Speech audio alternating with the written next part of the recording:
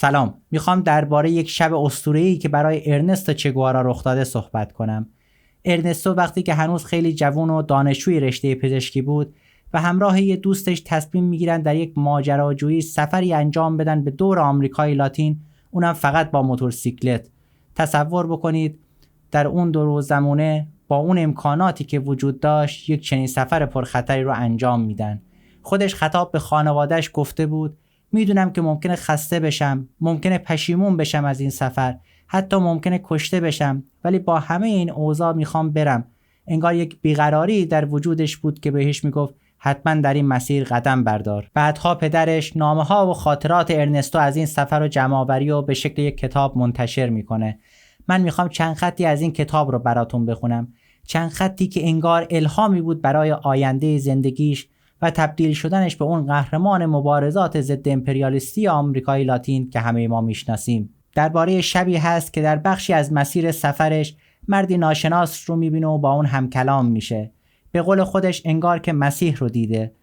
حرفهایی رو اون مرد میزنه که تکراری بود و قبلا هم بارها شنیده بود، اما این بار تأثیر عمیقی بر وجودش میگذاره. هنوز حیران آن مرد ناشناس بودم که گفتگوها به پایان رسید و لحظه جدایی نزدیک شد.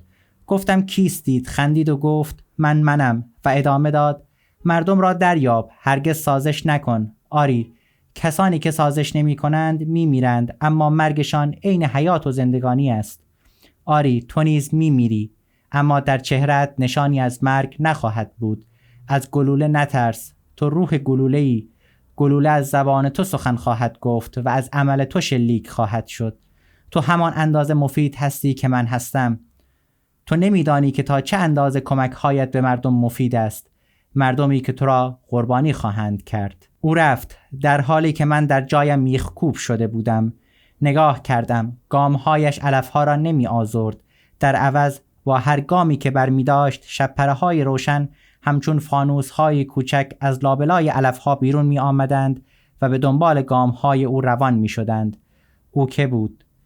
تصمیم گرفتم خودم را وقف مردم کنم. این سفر که 9 ماه طول میکشه بین سالهای 1951 تا 1952 انجام میشه.